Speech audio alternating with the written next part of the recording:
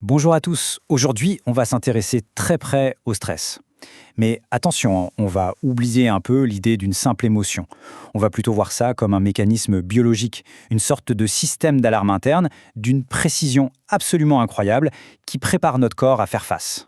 Alors, la question se pose. Concrètement, qu'est-ce que le stress pour notre organisme? Que se passe-t-il vraiment à l'intérieur de nous quand on fait face à une agression, qu'elle soit d'ailleurs physique ou psychologique? Eh bien la réponse, c'est une cascade hormonale, une réaction en chaîne parfaitement orchestrée. Et tout ça, ça part d'un seul endroit, le cerveau.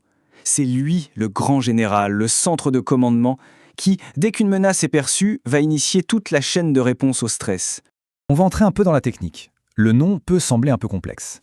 L'axe hypothalamo-hypophyso-surrénalien, qu'on abrège en axe HHS. Mais en fait, il faut surtout le voir comme une ligne de communication directe, une sorte d'autoroute de l'information que le corps utilise pour gérer les urgences. Le point de départ, c'est l'hypothalamus. C'est le véritable quartier général. Dès qu'un stress est détecté, c'est lui qui tire la sonnette d'alarme en envoyant un tout premier message chimique, une hormone qu'on appelle la CRH. C'est le vrai coup d'envoi. Ce premier message, la CRH, il a une destination très précise, l'hypophyse, qui agit un peu comme un centre de tri. Une fois qu'elle reçoit l'ordre, l'hypophyse va relayer l'information en libérant une deuxième hormone, l'ACTRH, cette fois directement dans la circulation sanguine pour qu'elle atteigne sa cible. L'ACTH, c'est donc notre messager. Il va voyager dans tout le corps pour arriver à sa destination finale, les glandes surrénales, qui sont situées juste au-dessus des reins. Une fois activées, ces glandes, qu'on peut voir comme nos équipes d'intervention rapide, vont enfin libérer les hormones de l'action. Et alors, quelles sont ces fameuses hormones de l'action? Il y en a principalement deux, les deux stars de la réponse au stress, le cortisol et l'adrénaline. C'est un véritable duo de choc et chacun a un rôle bien spécifique, mais ils travaillent toujours ensemble. Pour bien comprendre leur rôle, on peut faire une petite comparaison sportive. L'adrénaline, c'est le sprinter. Elle agit en quelques secondes, elle donne le coup de fouet immédiat pour la fameuse réponse combattre ou fuir. Le cortisol, lui, c'est le marathonien. Son action est plus lente, plus dans la durée. Son travail, c'est de gérer les ressources sur le long terme, de s'assurer que le corps tient la distance. Et c'est ça le point absolument crucial. Toute cette machinerie biologique, cette cascade d'hormones, n'a en réalité qu'un seul et unique objectif, maintenir ce qu'on appelle l'homéostasie. Autrement dit, préserver l'équilibre interne de notre organisme, même quand il est confronté à une agression. Évidemment, pour maintenir cet équilibre, dans l'urgence, le corps doit faire des choix et établir des priorités. Par exemple, la gestion du sucre va être modifiée pour que le maximum de carburant soit disponible pour les muscles et le cerveau. La fonction thyroïdienne, elle va être mise en veille pour économiser de l'énergie. C'est une réorganisation complète du corps, un véritable état de siège. Mais alors, que se passe-t-il quand cette alarme sonne trop fort ou bien trop longtemps? Eh bien, ce système, aussi performant soit-il, il a ses limites. Il peut s'épuiser et même atteindre un point de rupture. C'est exactement ce qui se produit dans le cas de l'insuffisance surrénale aiguë. Imaginez un stress majeur, comme une infection très grave, un sepsis. Les glandes surrénales sont tellement sollicitées qu'elles finissent par s'épuiser. En gros, elles n'arrivent plus à produire assez de cortisol pour répondre à la demande. Et sans son marathonien, eh bien tout le système de défense risque de s'effondrer. Les signes de cet effondrement sont la conséquence directe de ce manque d'hormones.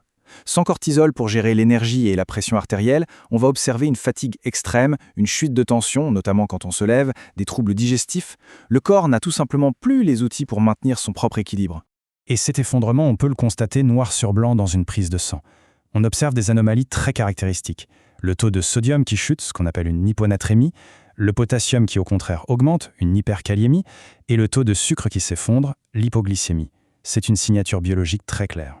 Face à cette situation qui est, il faut le dire, une urgence vitale, l'intervention médicale est absolument essentielle.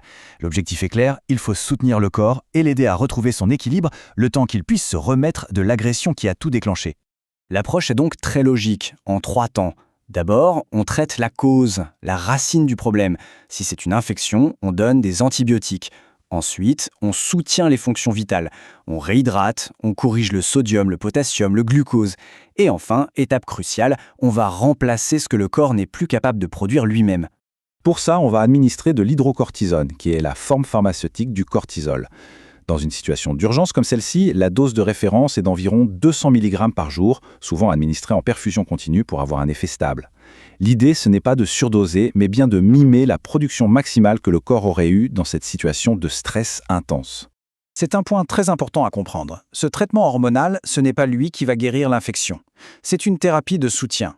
L'hydrocortisone va permettre de stabiliser la pression artérielle qui s'effondrait et de calmer la réponse inflammatoire qui était devenue complètement chaotique, ce qui va donner au corps le temps et les moyens de combattre l'agression initiale.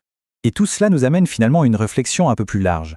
Ce système d'alarme est une merveille d'évolution. Il est parfaitement adapté pour répondre à des menaces physiques, aiguës, ponctuelles. La grande question aujourd'hui, c'est de savoir comment notre biologie, qui a été forgée à une autre époque, arrive à gérer les stress beaucoup plus chroniques et psychologiques de notre monde moderne. C'est sans doute l'un des plus grands défis pour notre santé au XXIe siècle.